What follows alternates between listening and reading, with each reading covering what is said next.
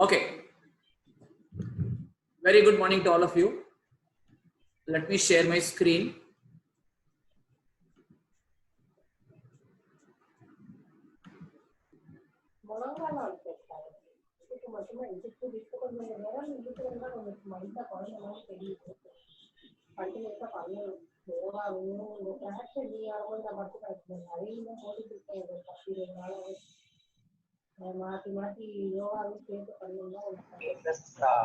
Ms. Murkeshwari, kindly mute your audio. Okay, let's start. I request all the participants to please stay on mute so that everybody can hear clearly. Now, there is still background noise, there is still disturbance.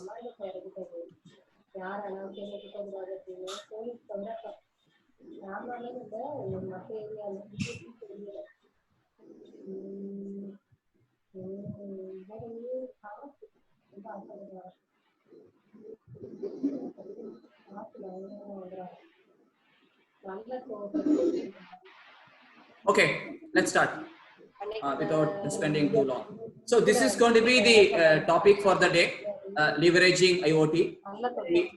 We saw about what is IoT. Hello, ma'am. Are people hearing me? People are hearing me, right? Yes, sir, it is audible. Yeah, audible, right? So Yes. I don't understand. Still, there are a lot of people who are talking at the background. I don't mind any of you talking, but please stay on mute and talk. It is disturbing everybody. Ms. Mahalakshmi, Devada, kindly mute your audio. Okay.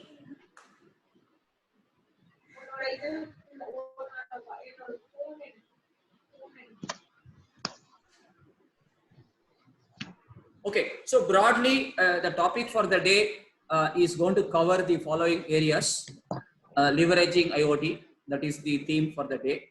And somebody asked me yesterday, is IoT used in agriculture? Yes, very much. The principal also mentioned in her keynote address yesterday that agriculture is one of the key areas where IoT is being used. So we will see to start with on how agriculture is getting the benefit of IoT, followed by an overview on technology, IoT as a technology, the layers of IoT, all of that we are going to see. Some of the popular tools that are used, what is the kind of OS that is being used, how the synergy happens between IoT as a model and the end solution, end visualization part. And then there is a very important thing that we all should know. What is IoT platform? What does it do? Do we need to set up IoT end to end, or can we use platform as a service? So we will see that also. And with that, we will end second day's session. We will have a question and answer session for sure. I will also try to answer some of the questions.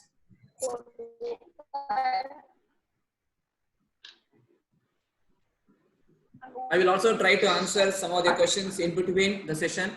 And so we don't need to wait until the end to answer all the questions. So on that note, I'm going to start the current session with the first topic on how IoT is used in agriculture. Let me just hide the screen so that you people will be able to, you will be able to see the heading as well. So IoT in agriculture.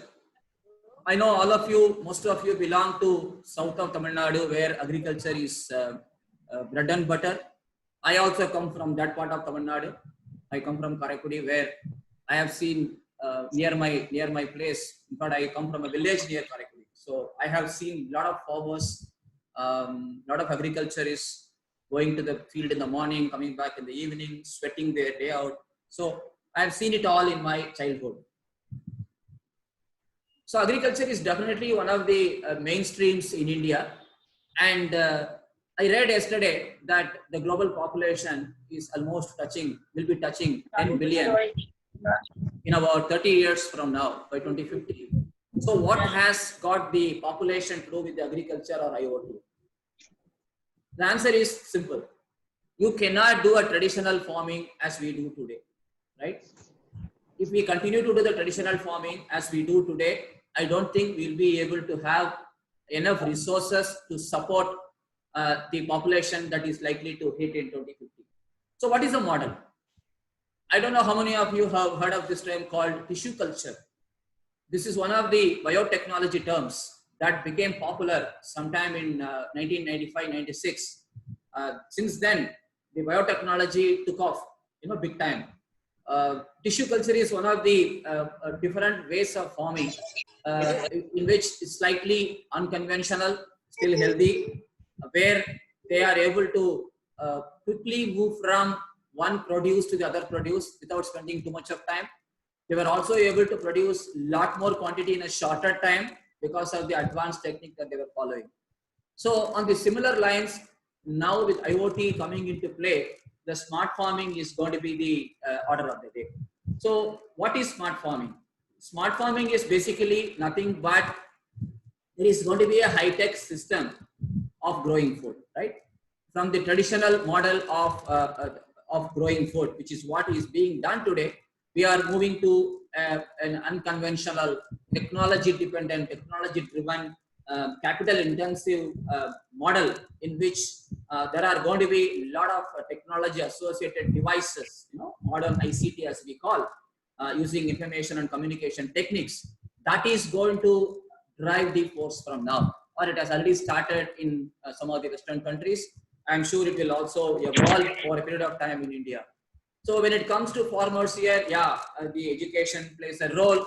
The ability to use these smart devices could play a role. But then IoT in Tamil, IoT in Telugu may not be not too far away from here. And then they will all be able to easily understand, interpret what IoT gives them. So basically today, how do you monitor the crops? You go to the field, you check, you have one round, you go around and check whether the crops are good, any damages happened, any intruder has come in, any animal has come and damaged, you do all that. Now you can replace this manual human intervention by a sensor-based monitoring. So a sensor need not only look at the quality of the crop, the growth of the crop, but also what is the light which is there, what is the humidity level for the day, what is the temperature, soil moisture, initially what was it like, what is it now. On a regular basis, all these things can be done by IoT based devices on the field, and then the farmers can monitor them from anywhere. Farmer need not go to the paddy field every day. Instead, he or she can sit at his house and then see what is happening on the ground. So which is going to be a good value add that the farmers are going to gain out of this. Now, this need not only be for the field level farming, but also the organic farming. Organic farming typically is also a field level farming, but it may not be as big as a normal field level. So it could be a smaller segment. Also the family farming or the terrace farming that we do. There are private farms, right? You must have seen private farms everywhere. In Chennai, we have ECR. Once you go to East Coast Road, you will see plenty of private farms there. So even private farms can be monitored. For example, I have seen people driving to ECR in the morning on a Sunday to just check how their farm is, how their produce is developing.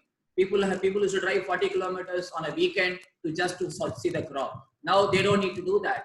Sitting at their home, they have everything monitored through the devices, and they get the output on the system.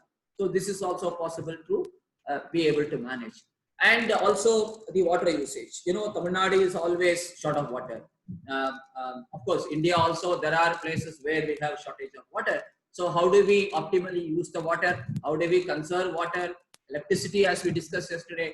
So a whole lot of inputs we can get out of IoT based sensors that we can fit in the field and monitor from anywhere. So this is the way IoT is going to helping the agriculture industry. Then moving on to some of the applications that are basically, that can be deployed on the agriculture side. So there is something called precision farming. So basically it is nothing but a farming that is more controlled and accurate. Okay, more controlled and accurate. This need not only be for paddy related stuff, feed related stuff, but also for raising the livestock. You know, there are a lot of animals that the farmers maintain, and not just the crops. So how do you manage them? The IT systems, sensors, controls, robotics, all these autonomous vehicles, etc., can guide the farmer to monitor the livestock, the quality of livestock which is there, whether a particular animal is sick, or when an animal is pregnant, how do you take care of that animal sitting at your place? So all these things can be managed using the precision farming technique. It's very important that you also take care of the livestock, because they are the ones who are going to help you on the field. Whatever be the technology that you may get, still those animals are important. Cows give you milk, and unless the cows are taken care well, they are healthy, you are not going to get milk from them. So how do you take care of that? And you need, I've seen there is an organization in the US who work exclusively on this particular site. Okay, there are a lot of farmers, and there are a lot of people who own horses also, not just the cows and bulls. They also have horses who are basically who let out these horses for races. So now how do you maintain these horses? Because horses require a lot of feeds, monitoring. They should be, especially a horse that is taking part in a race, you need to make sure that the horse is in a very good condition, healthy, and it is not falling sick. So all these particular things are managed using the devices sitting at your place.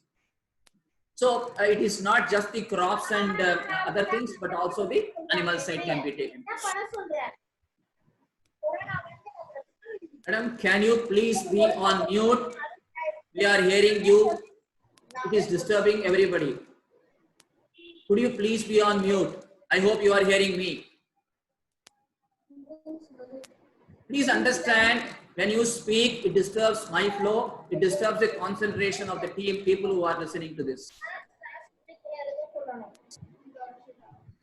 I will figure it out how to mute everybody tomorrow.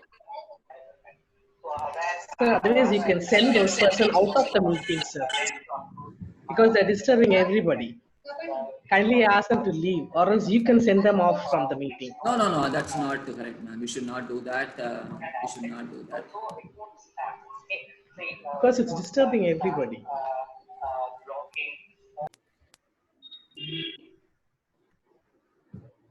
I want people to stay on mute. It really disturbs everybody. I don't know.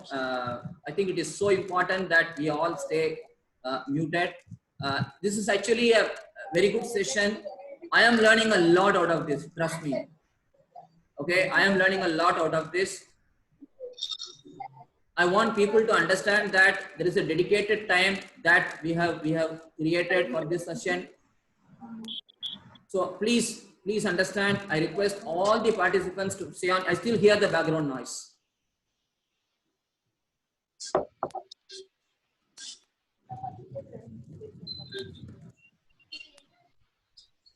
M. Ramesh, Mr. M. Ramesh. Mahalakshmi, kindly mute your audio. Don't you want, see, I am not talking about, see, let me tell you, okay, the way I do sessions is completely different. I do not talk the way how probably you will be teaching the students. I come with a lot of real-time examples to give you. So it requires a lot of preparation from my side as well. I spend about 3 to 4 hours preparing for a session. So for an hour of session that I give you, I require about 3 hours to prepare. So I think it is very important that we all appreciate others' time, others' effort that goes into this session. And your Nadira ma'am and Shaheen ma'am, they have taken a lot of time and effort to organize this. So it's so important that we all respect that, and then we follow. Thank you so much. Let me continue. So we spoke about agricultural drones. Agricultural drones, we have seen drones now. Even during the COVID impact time, we saw a lot of areas. Policemen were sending drones to monitor the kids, whether people are outside. Not only kids, whether people are wandering around. I don't know about your areas, but in Chennai, that was happening regularly. The drones were sent out to see who's out and vehicles are out. Children were playing cricket on the road in paddy fields, etc. So they were all running away seeing the drone. So drones can help you a lot in terms of finding out the health. So what drones do? The drones are also still here. I still hear.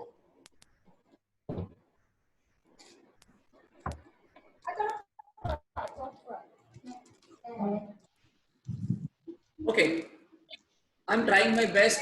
Please, I hope you are able to follow me. Okay, I understand it is not easy to follow when people are speaking in the background. I hope you are able to follow. So, So kindly you mute all the participants I'm trying to because do that that, ma'am. option is available with you only. I know. I have done that in the past. I don't know where. I don't want to delay the session unnecessarily, so I'm kind of not doing that. Sir, okay. Not doing that.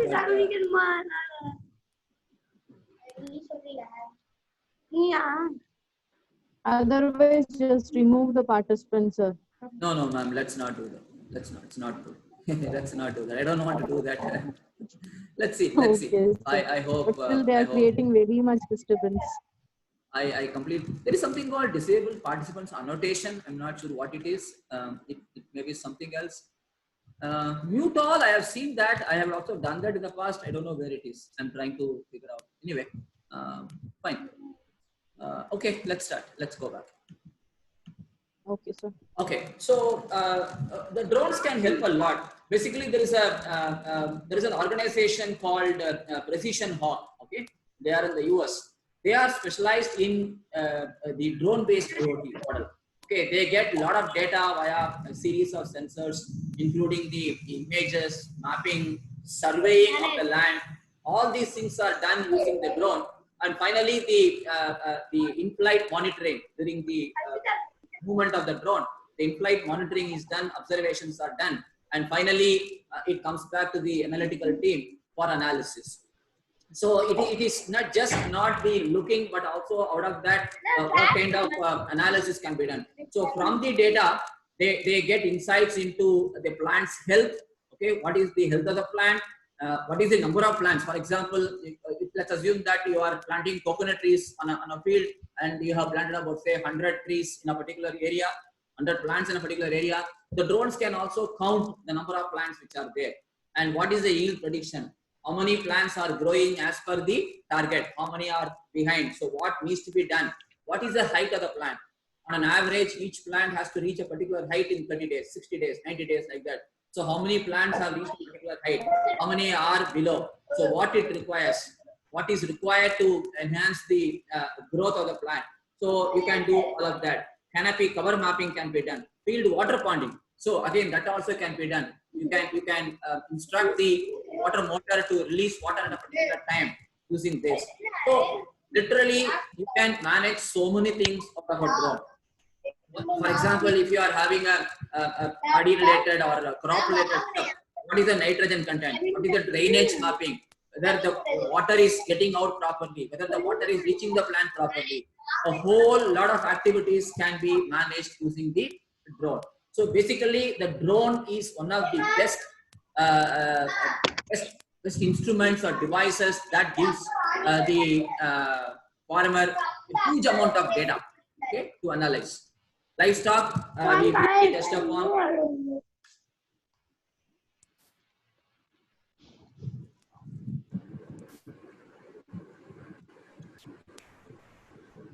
People are talking only when I talk, then they stop.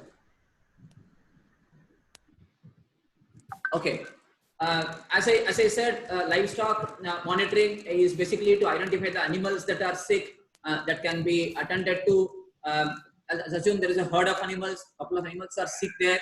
You can identify them and then you can isolate them. It's like COVID situation now. How do you isolate the COVID patients? Same way you can isolate those animals so that the disease doesn't spread to the other animals, and then you can keep them separately and monitor them using IoT based sensors.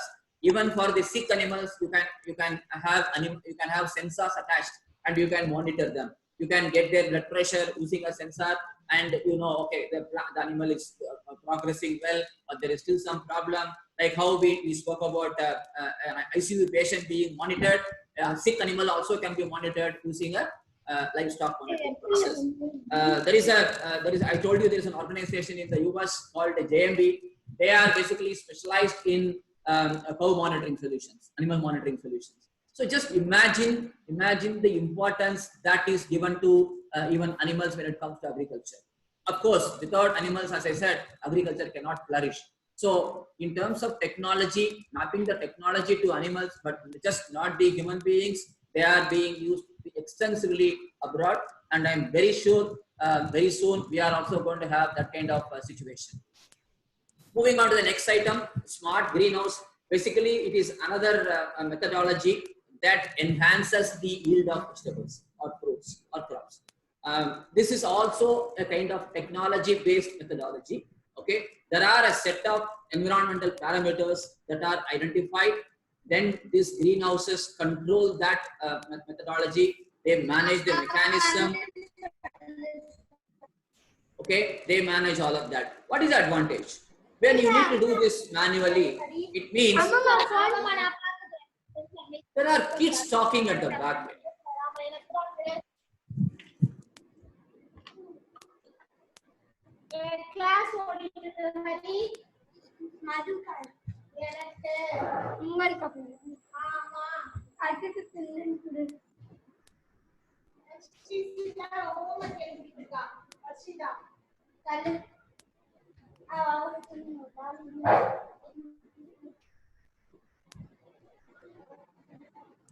Okay.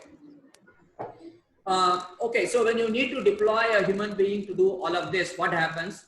That person may be engaged in production process, okay, monitoring process. So his time is lost. Then the energy loss happens. You need to pay that person, okay, for carrying out such an activity. Now, when you do all this through an automated process, through a device, now you are able to save all of that. And you are able to do that frequently without incurring any additional cost. And they are able to produce data to you immediately, accurate data with which you are able to get the parameters, necessary parameters to correct. So basically, it is the corrective action that is most important for any such activities, and these sensors using smart greenhouse can give you that. You can basically create a cloud server, okay, for remotely accessing this particular application, and then use a IoT device, and then connect the data to the cloud server, get the analytics out of that, and do the corrective action. Basically, what does it do? It helps you eradicate or eliminate the manual process. Okay, so this can be comfortably managed. It is not a very expensive resource also compared to a manual process which you will be doing. And it is basically a kind of an installation that is done on the field, which manages the whole thing through a sensor. And you will be also able to monitor whether the greenhouse kind of a model gives you the right result, or if there is a problem in the device, how do you identify that? For example, it says, the greenhouse states that the water consumption is actually very high or low. Okay, then it can give you a alert message on your phone by SMS or on the app. Then you know, okay, immediately you can control that. If you have a very high advanced switch for the water motor using an IoT, you can do that. If you don't have, you can go to the field and monitor that and control that.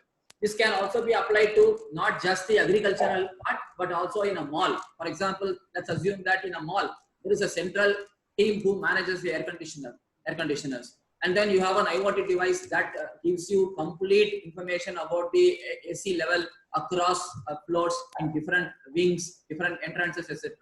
So imagine a guy who's sitting in the security room can control the whole thing in one place. This is exactly what can be replicated to an agricultural land as well. So basically, what does it do? A summary kind of a thing.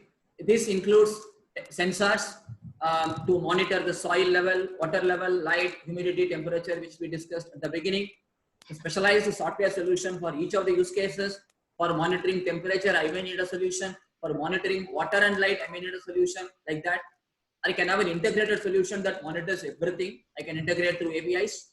And then there are connectivity related stuff. Okay, you all know what is cellular, right? I mean, mobile based connectivity, which we all know. But there is something called LORA. What is LORA? It is basically something related to, at a very low cost, you are able to extend the connectivity for a larger distance. Okay, for example, a Bluetooth. You want to connect a Bluetooth to a device, how much can it support maximum? 100 meters, 500 meters. If you have very advanced Bluetooth machines, it can go beyond that. Whereas beyond that, you won't be able to get that. Even your phone signal, you are using Wi-Fi and you are at home, you step down from your home, you may not get the Wi-Fi signal because they are meant for home use, which have a restricted distance. Whereas this LoRa, what it does is low bandwidth, high productivity. That is what it is. You are going to have a sensor installed in a paddy field that has to monitor a huge area of the crop field, right? So you need that to be able to reach at least 1 kilometer distance to be able to get signal from all parts of the field and give you data. So a typical mobile device or a Bluetooth device may not be able to give you that kind of output. So you need a different kind of a connectivity that has a high level of battery also. For example, you use your phone for 1 full day, the charge drops, you can charge it. Now, how will you be charging this device on a daily basis in the field? You can't do that. So these are equipped to manage high distance connectivity and low consumption of battery. So they are specifically used for low power wide area networking. That's what they are. So this is a very unique technique that is being used for agricultural farming. Of course, the location identification can be done using the satellite positioning, GPS, etc. There are robots which can be deployed, autonomous tractors. You don't need a machine, you don't need a man to man a tractor. You don't need a man to run a tractor. It can be run automatically. The robots can manage that. The processing facilities, what do you do with the output? How do you process that? Those things can be done using robots. Like we saw yesterday, we discussed yesterday that how Amazon manages its inventory using Amazon Go, completely managed using manless process. Or how do the 4,000 odd robots, 400 odd robots help Amazon to manage their inventory movement. Same way here also you can have the processing facilities, tractors being managed by the robots. Of course, as I mentioned yesterday, any IoT is useless unless otherwise we are able to get a sense out of what it gives. So data analytics plays a major role here. Without data analytics, we won't be able to do anything at all. So it is so important that I am able to get a sense out of my data and I can do corrective action. One is I need to know. I have an excellent IoT created, everything is giving output, but if I don't understand that, it is of no use.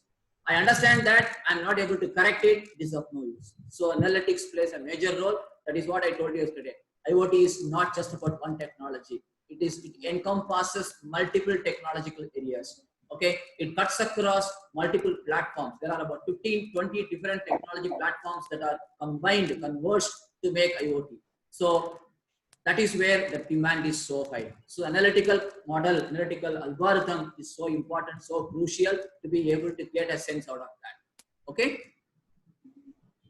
Yeah, basically the same thing is also represented in a pictorial form, so you can understand this better. Now let's move on to how an IoT solution can work and will work. Basically, it is. I'm going to talk about the layers of IoT in the coming slides. Okay, we will discuss that also. How does IoT function? Okay, do I see IoT? Can I see IoT? Yes, no.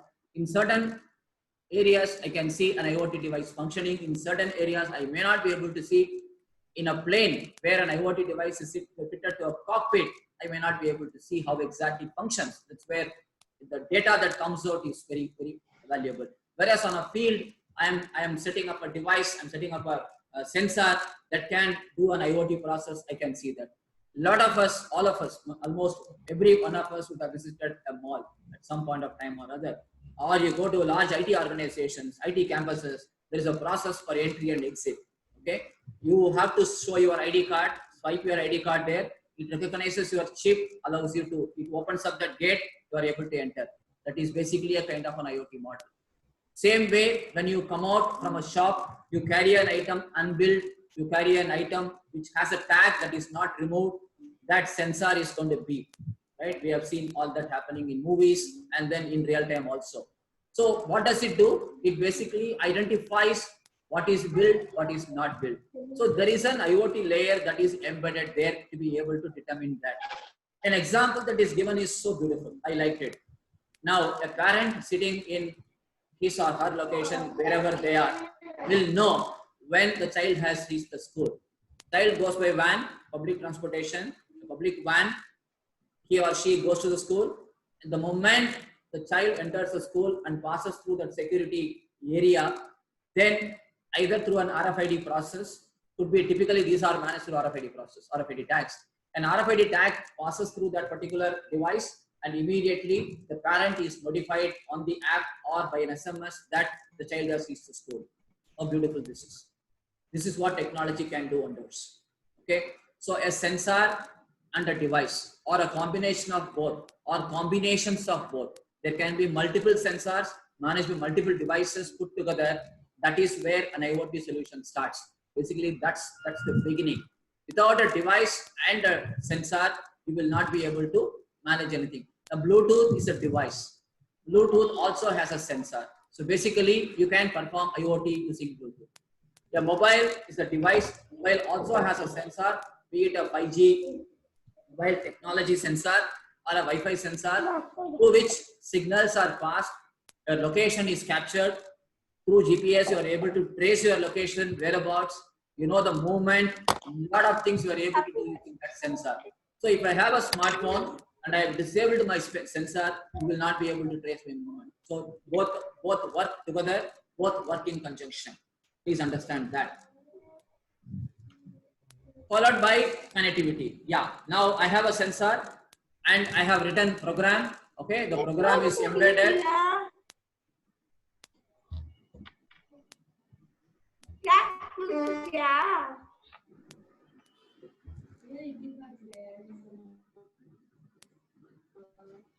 The program is embedded into the sensor, into the device. Okay, and then, as you know, IoT is all but embedded. Okay, it's all embedded.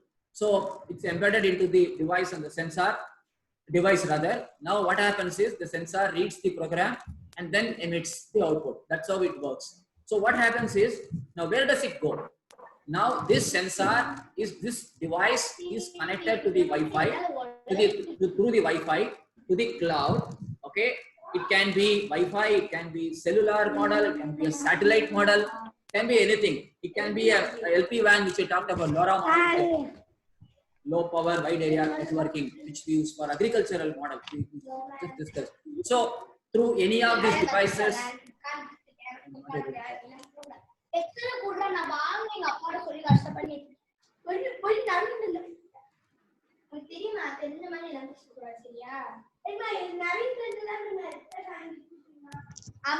Participant, kindly mute your audio.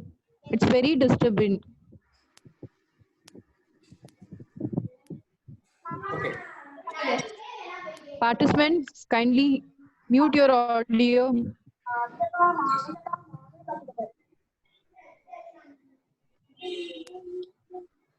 Okay, so it can be through multiple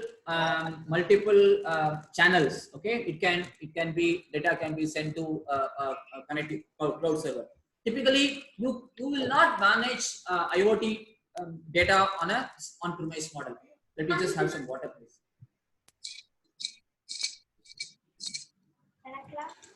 So typically, it is all done through the cloud only.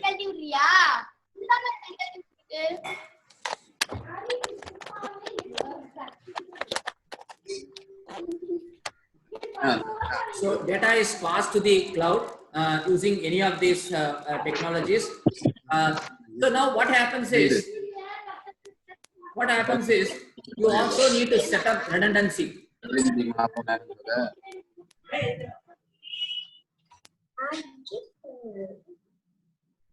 also need to set up redundancy. Means if my Wi-Fi fails, what do I do? I need to have continuous streaming of data back to my cloud. So I need to ensure that I have redundancy built in. Alternate models are built in.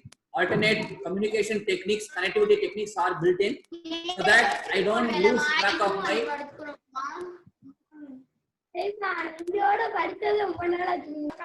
Pin drop silently.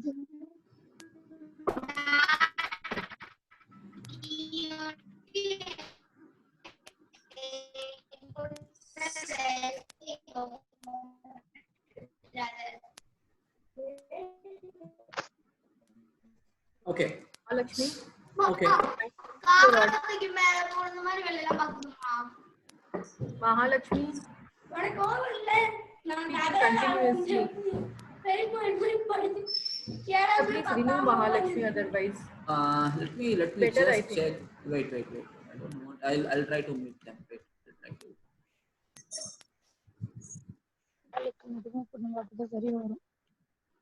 Mr. Ramesh, Yeah, I can. I have muted now. Mr. Ramesh, kindly mute your audio. I have done that now. Finally, I got it. I should have done this. It was there in the other window. I've done it now, and I will unmute. Okay, now you can continue. Yeah, I have unmuted. You can unmute yourself, ma'am. Yes, Sorry, ma'am. yes, sir. Yes. And Nadira, ma'am, also you can unmute. So I let other people unmute so that we don't have this disturbance. I could have done this long back. I'm sorry. I got it through some other.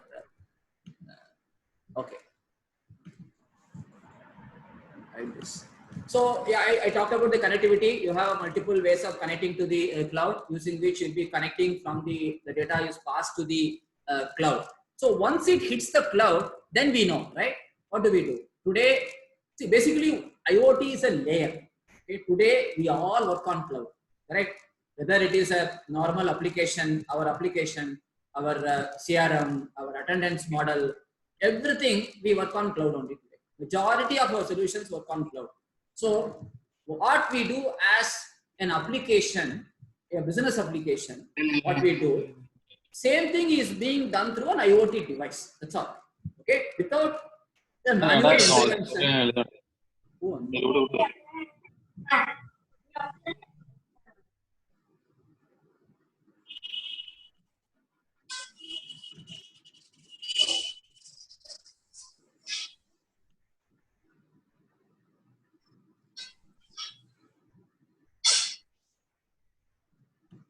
Okay, without a manual intervention, we are managing that. That's all. Okay, so basically, if you just understand that it is not a big rocket science. Okay, please understand that what we do from our system.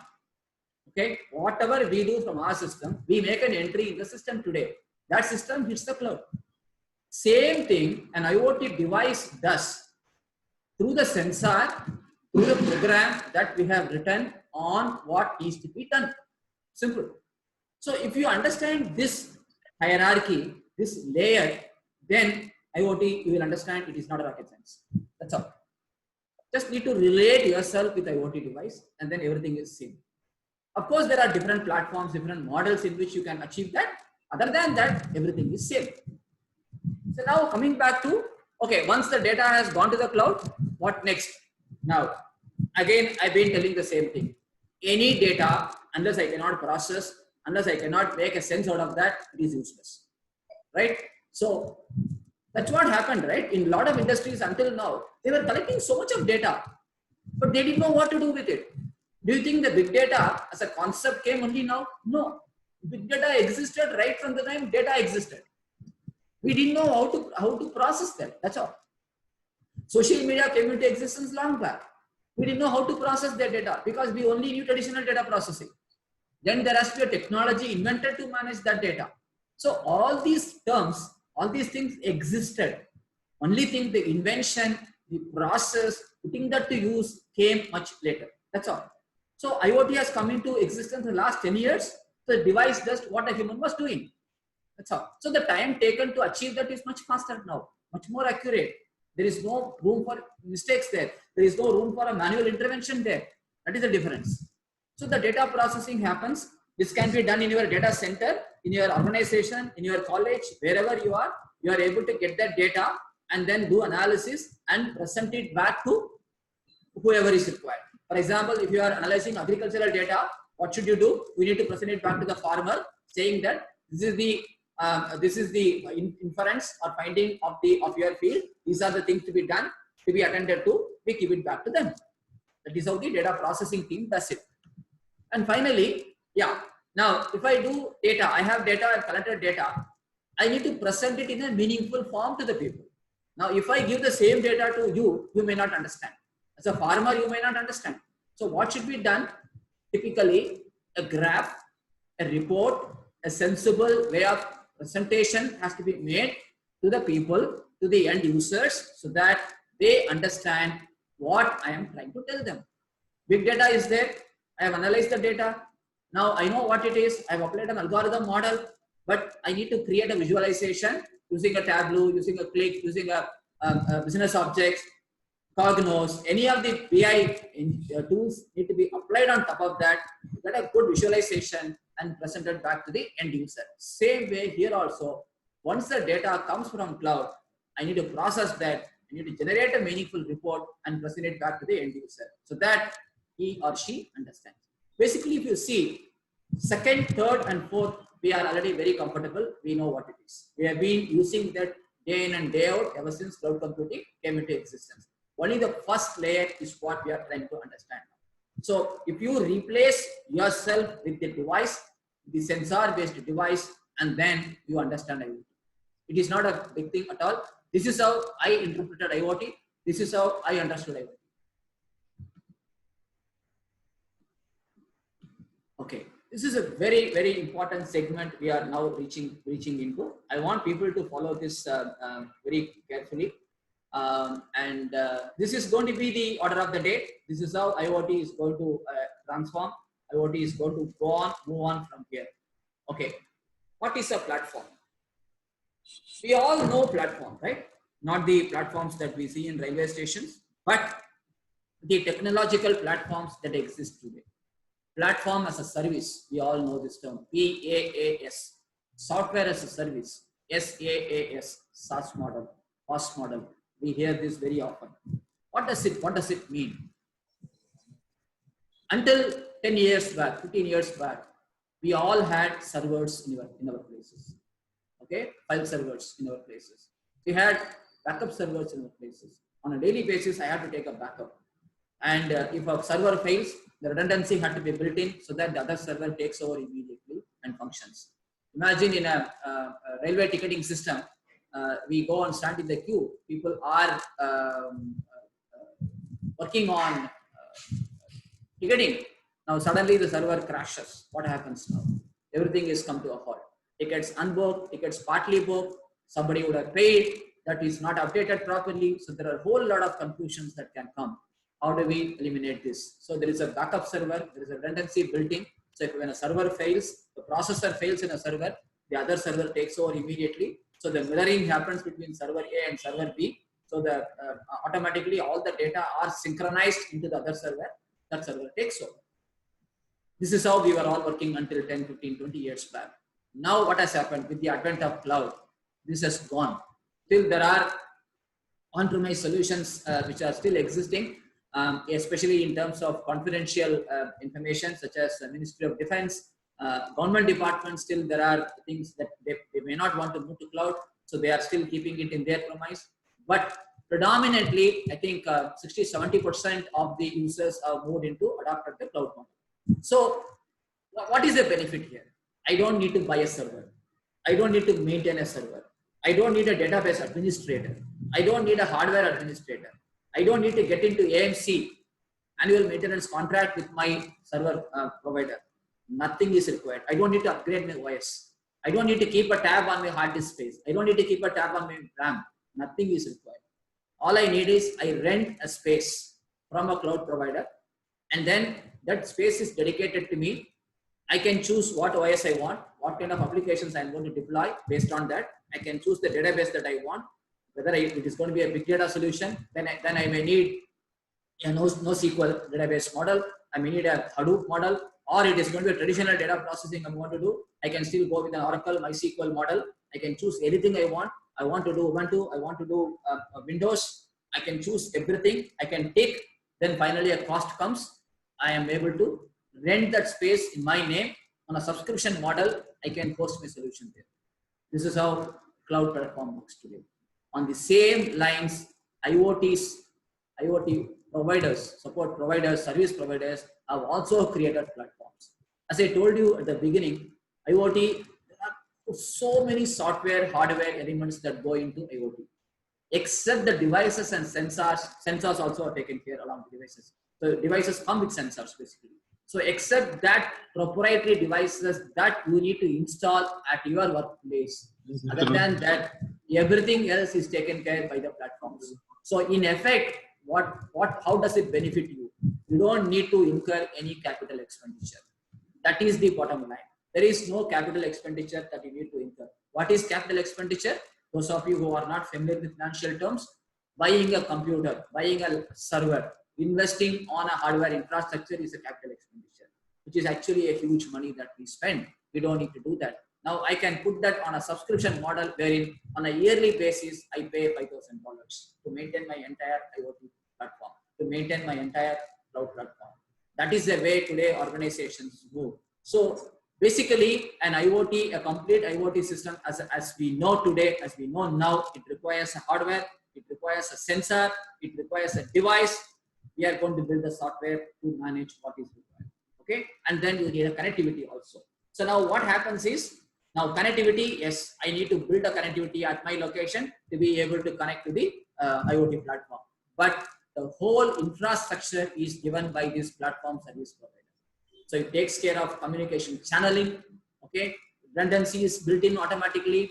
The data flow is managed by them. Managing my devices are taken care by them.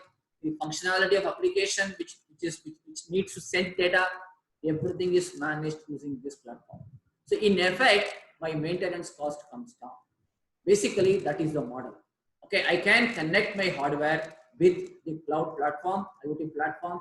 So easily I'm able to get my solution up and running. Otherwise, imagine building an IoT architecture at your college. It's going to take a huge amount of task, it will take a huge amount of money, and it is not easy as well. Even IoT focused connectivity such as LoRa, which we talked about some time back, okay, low power wide area connectivity, even that you will be able to easily manage using this. So be it a satellite form of connectivity, a cellular form of connectivity, a Wi-Fi, LoRa, any model, it can work beautifully through the platform. Okay, we saw this. Any type of communication protocols can be managed. Yeah, security and authentication is also taken care. In fact, whenever you subscribe to a platform provider, be it a cloud platform or an IoT platform, you can read in their website what kind of a security protocol that they have implemented, how to ensure that my data is safe there, my connectivity is safe. Imagine there are multiple farmers using this technique and my data is stolen by some other farmer. Then I am at a loss. So I need to make sure that my data is safe, my data is secured, and nobody has access to that. So that protocols are already established. There are standard international protocols, security protocols that get released every now and then for different kinds of services, and they are implemented by these cloud platform providers. So imagine otherwise what happens is, even if you build an architecture on premise, you need to ensure all these things are in place. So you don't need to worry about it here. Only your revenue expenses, recurring expenses is all that you need to worry about. You are able to easily connect to the platform and start your operations up and running from day one. Tomorrow you build an IoT solution. Within a few days, you can connect to a cloud, whichever IoT platform provider you want to go to, and your solution will be up and running from day one. That is the beauty. And in fact, they also have visualization engines. You can tie up with them. You can tell them, I have a device. Okay, I have written a program to get the data, push the data. Now, I don't have a visualization expert here to generate a graph, to generate a report out of that. So can you do it for me? They do it for me. Okay, they will be able to use a particular software and give the visualization back to you. You will get a graph, you will get a report on a monthly basis on 2nd of every month for the previous month. If your scheduling is fixed based on a monthly pattern. Or I want a report on a weekly basis, you can schedule that. Every week you will get a set of reports from them automatically. So all you need to do is sit, enjoy, relax, manage your business. Okay, I am going to now show you some of the big names of IoT platform providers who are already there in the market today. Trust me, what I am showing is only 4 or 5 big names. There are hundreds, thousands of IoT platform providers already who are there, and the number is only growing. So it has not stopped. Azure, Microsoft Managed IoT Hub, which manages the IoT setup for you. Google Cloud, you must all be knowing Google has its own cloud, and they have also moved into IoT space. So they have a huge presence. AWS, Amazon Web Services, they were one of the first cloud entrants, if I am right. When the cloud became prominent about 10 years back, 10, 15 years back, they were the first to make an entry. Followed by Salesforce. Salesforce, I don't know how many of you know. Salesforce is basically one of the largest CRM service providers, customer relationship management solution providers. So they have their own IT cloud. And then ThinkWorks, I'm sure you must have heard this name. Today, a lot of people who are not able to afford kind of Azure or a Google cost, they can look at ThinkWorks because ThinkWorks comes at a slightly cheaper price compared to the big names that you see. And also you have IBM. IBM Watson is one of the very popular analytical engines, models that IBM came up with about 10 years, 15 years back, 10, 12 years back. And they have their own IoT platform, which is used. Incidentally, Zoho, where I represent our principal company, they also have an IoT platform and called WebDNS, in which they manage the IoT services. So name, besides this, as I told you, there is a platform, open source platform called Blink, BLINK, and umpteen number of providers are there in the market. You can choose tomorrow you want to host an IoT solution. You can choose where to go, which one to look up to. You are able to manage cost. You can very well go to somebody like an Azure or but run Google. Anna, I want to tell you something here. Okay, one of the questions that I have come up with this, I was asking this question to myself. If you look at cloud platform providers, there are not too many. You can count. If you look at mobile OSs, there are not too many. Okay, there are only few very popular. Then if you look at the PlayStations, again, you have very few only. But when you look at the IoT platform providers, there are thousands of providers today. Why? Do all of them have that much business to sustain? May or may not be. I don't know the revenue split, etc. But what I understand is the reason why there are so many people in the market today is still the market is nascent. IoT market has not still matured. So everybody is trying to figure it out. Everybody is trying to understand whether I can make a business out of this, whether it is viable, feasible for me, whether I can sustain my model. Probably at some point of time, say in a couple of years, 5 years from now, you will only see about 20, 25, 50 IoT platform providers. Rest may exit from their business. So this is what I could infer. Okay, this is a very interesting piece. I think we have come to the final piece, final leg of today's presentation. Okay, we spoke about, okay, we all know that any application service, any application model that we build has multiple layers, right? We know that.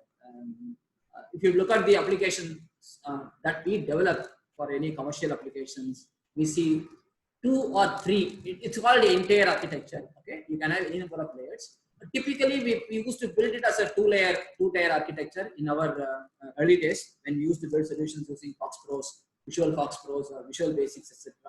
Then when the .NETs came, ASP.NET was introduced by Microsoft.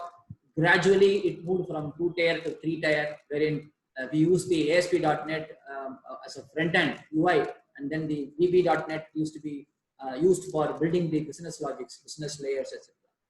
And then from there, it became multiple layers. 2 became 3, 3 became 4. You can split what needs to be kept in the business layer 1, business layer 2. You are able to divide that into multiple segments and manage.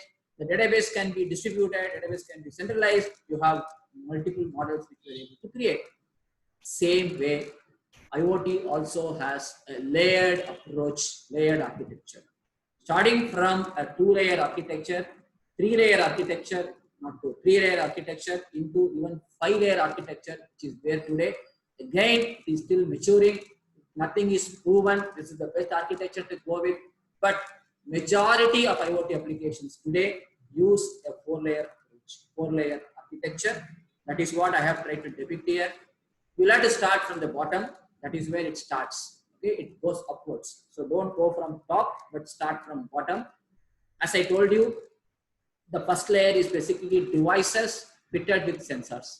A device alone cannot do anything. A sensor alone cannot do anything. So sensor coupled with the device starts the first layer, emits data, emits signal to the network layer. Okay, the transmission happens through a satellite, through a Wi-Fi, through wide area network, routers. We talked about LoRa. Anything, it can pick up the signal, pick up the data, pushed to the data center. Now here, when it is pushed, what needs to go to cloud, what needs to go to a dedicated data center, which I may not want it to go to cloud. I can even decide that. So I can create a middle layer and middleware to create my business logics, what has to go where. That can be done there. So middle layer becomes an optional model. You can have a web service to manage that. Directly you can push to cloud. As we saw in the other diagram, you can directly push it to cloud. You can have different applications talking to each other. For example, I have a cloud in which I have a centralized application created and I am receiving data from 10 different applications. Now, how am I going to convert these 10 different applications into one data source?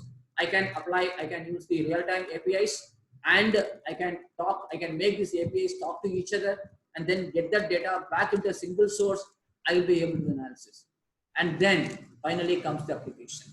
Whether it is a smart home, whether I am going to have an application at my home, IoT built home, I'm going to have, or a smart kitchen that we saw, or a smart transportation that we spoke about, so smart car that we spoke about, smart building. Yeah, I have a mall, I have an IT house, IT hub, IT complex, which has a lot of IoT devices built in, or a hospital that has a lot of IoT devices built in, or a retail mall, retail consumer durable store, which has IoT devices built in. Wherever it is, I will be able to pass that data back to the store. Yesterday we spoke about a scenario where the passenger comes into an airport. Okay, now immediately as soon as he enters the airport, his app on the mobile says that last time we visited this particular coffee shop. That coffee shop is 100 meters from here. Do you want to go and pick up a coffee for you? How does it say? Now there is an algorithm inbuilt to announce that, okay, this person has come and this was his interest here, and let me communicate back. So the data is collected real time, data is given back in real time based on some algorithm which is built there. So typically these layers can be broken up further. So that is how the 5-layer part comes into picture. Security layer, for example, you have a high data sensitive model that you want to create. You can have a firewall created in between. An authorization token can be passed before it hits the cloud. That is something that you can create. Once through the Wi-Fi, through the transmission that happens, before it hits the cloud, before it hits the data center, now I need to make sure that I get the data from the right source. So what kind of protocol, what kind of security protocol, what kind of authorization token mechanism that I need to build there can be built using a security layer that I can create in the middle layer. So the options are too many. Options are several. Depending upon the model, depending upon the feasibility, depending upon the cost parameters, you can choose what to go with and how do you want to enhance from there. There is no end to it, right? It keeps going. As I said, there is absolutely no end. It just keeps going endlessly. So that is where things go. Now, finally, okay, before I show this slide, one of the things that I want to touch upon, as I told you yesterday, there are so many softwares and tools which are being used. You can use Python, you can use JavaScript, you can use core Java, combined with big data processing. A Hive can be used. Data analytics engine can be used. Data quality engine can be used. You have a host of applications that can be put to use here.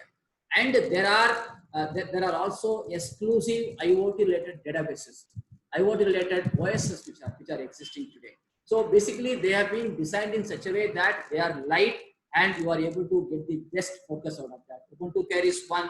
There are a number of OSs that exist which can be used. There is something called RIoT, Riot, which is exclusively used for IoT related stuff. Contiki is one. TinyOS is one. There are a lot more to this. Okay, does it mean I cannot use Windows? Can I not use my traditional Linux? Yes, you can use, but Windows was not built for IoT. Windows is basically built for a commercial application. So there are OSs that are built towards this. Again, when you go to IoT platform, then there you will have a platform that contains all these OSs. Depending upon the OS that I want to choose, depending upon the database that I want to choose, depending upon my OS, my use case, I can choose what model I need to follow. And then I have a good number of AngularJS programmers. I can use my AngularJS programmers to write my own IoT script. That is something that I can manage. But on the cloud, on the platform, whatever infrastructure is available to me, I can choose what will work best for me, because I will also have that environment at my end to be able to evaluate. So that's where typically a convergence happens between an end user and the platform. On that note, I'm going to conclude this session with a small recap or a small message, which I'm sure you will like.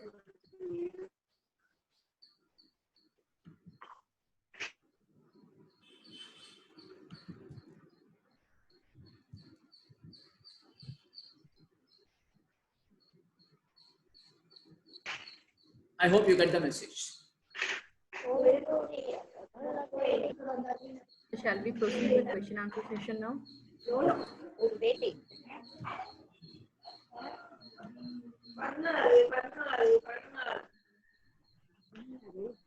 Participants, if you have any queries, if you want to clarify anything, kindly unmute your audio and you can ask.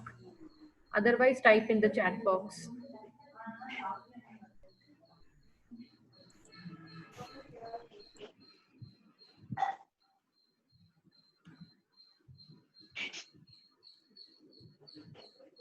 Yeah, we will share the PPT.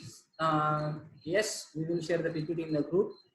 I will share both the PPTs. I will do that. Are you able to understand, are you able to visualize how an IoT platform, IoT solution is going to function? I think it is most important that we understand. As I told you yesterday, all of you have much more experience than me.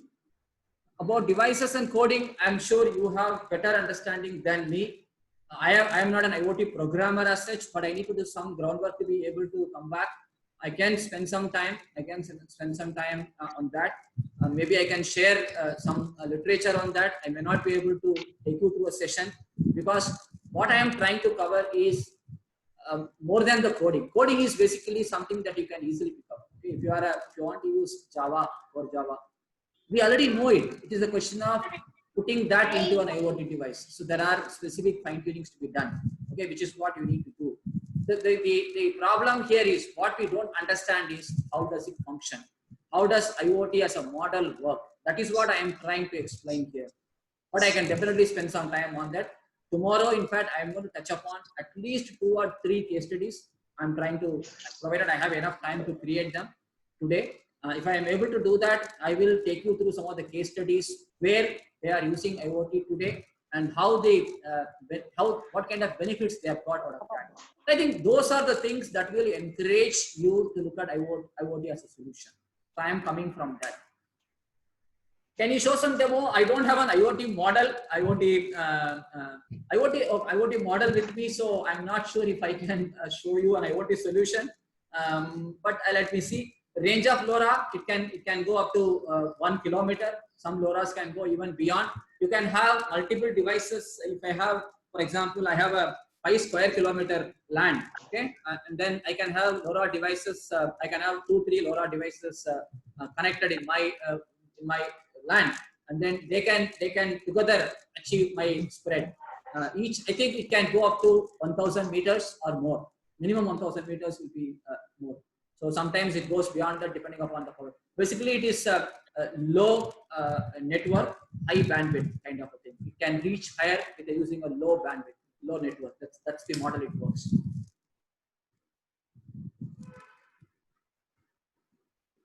Are you able to understand? Am I fast? Are you able to visualize it now? Sustainability environment, yes, it does. It will. See, PPT, WhatsApp, yes, we will do. IoT impacting sustainability, yes. Environment, yes. See, okay, I will give you an example. See, it is meant for business. Okay, let us be honest. Okay, any technology that comes today or has been coming, it is meant for business. But also it supports other areas like environment, nature, farming. Farming is also a business, but okay, not many will be able to afford that kind of an investment. So the way it works is environment. You take environment, which is what you have asked me. Now I read that the noise level, the dust level, the air level, air purity has increased because of lockdown. Because there is no traffic in the road. I do not see too much of dust in my balcony on a daily basis. Earlier it used to be a lot more. Now that has come down. So I am able to see this directly. Now when you have an IoT device that can do, so the air quality can be measured, okay, the pollution level can be measured. Today we are measuring all of that using some device in specific places. Instead, you can fit in. For example, they say after Diwali, Chennai's pollution level was this much, decibel level was this much. Now all these things you can measure very easily using an IoT device. You just put it into specific areas, it can give you the result immediately. Not just on Diwali day, on a daily basis it can be done. Not just on a Bogi day, but on a daily basis it can give. So yes, environment, it can be used. Literally, it can be put to use in any environment. There is no area where it cannot work. Yes, signal. This is something that we discussed yesterday.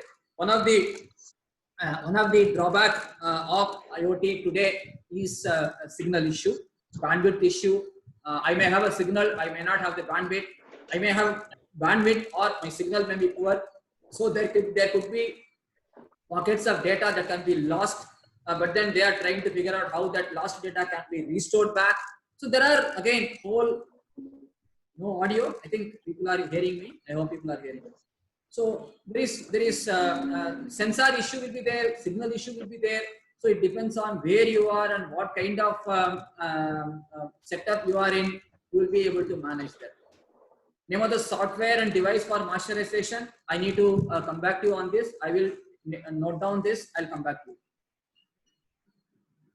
I will check this out and come back to you. I have not done to that extent research on that. In fact, based on what somebody asked me yesterday, whether IoT can be put to use in agriculture, I spent a couple of hours yesterday to understand whatever, where they are using, how they are using. So I will do this. See, there is no software can be anything. I mean, as I said, there is no. I don't think there is a software that works in a particular area. Okay, there is nothing like that. The communication protocol is same, right? So software will take care, but the device can be different. I can completely understand the device may be different. I will come back to you on this. Job losses and skills. No, I told yesterday also this question. I answered this yesterday to somebody. You will never have a job loss because of technology.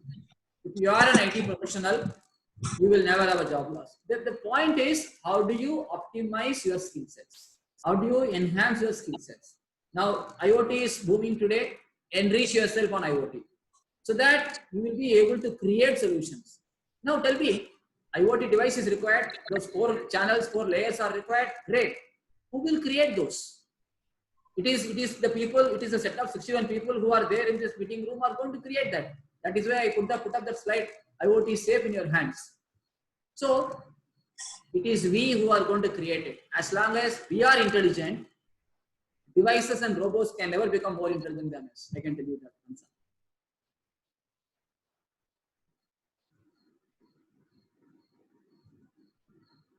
Any other questions, please?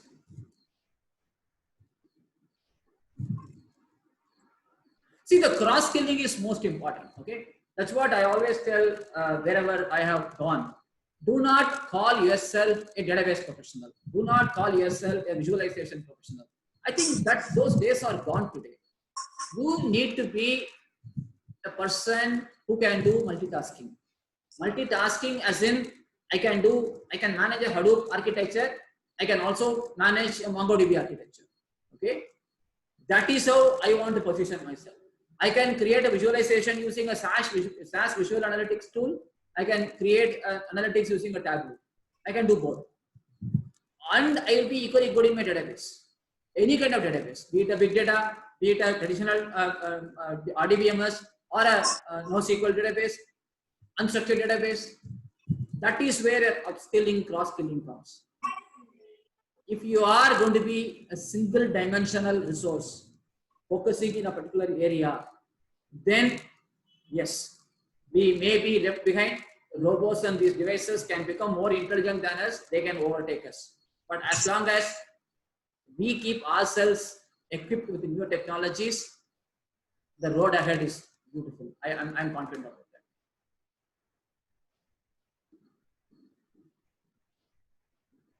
that. Okay, if there are no more questions, we can wind up. I'll share my email ID and contact number again for the benefit of people who joined late. I joined in the initial. I'm giving my personal ID so that I don't get too many mails on the official ID. So I'm sharing my personal ID, but this is something that I regularly monitor. So you can reach out to me. Offline, you have any questions, please write to me or call me or text me. I'll be happy to support. I'll be happy to answer. Thank you, sir. Thank you so much. Thank you so much for the. Thank you. Thank you to the participants also. Very informative session, sir. Thank very you much. Thank you. And again, I'm telling something here. I am not an IoT professional. But still, you have made us explore towards IoT. That is the way I always look at any technology. Be it a management, be it a technology subject, be it like if I have to talk to a student in a college, then it could be a completely different kind of a model to talk to them. Now, when you talk to the faculties, and it is a different thing that you share, right? You expect them to be at a particular level, and then you talk. So it depends on that. The point I am trying to tell is, again, I didn't want to be a single dimensional person. I wanted to learn. I mean, I know what is IoT, but to be able to come and talk for 6 hours, I can't talk with what I have on my head. I need preparation. So everything comes through preparation. Everything comes through dedicated time that you spend on a particular area.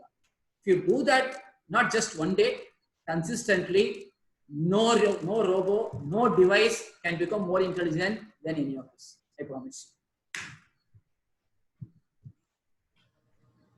Okay? Okay, thank you, sir.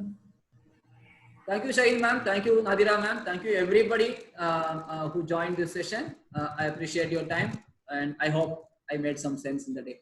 Definitely, sir. Definitely. Thank you.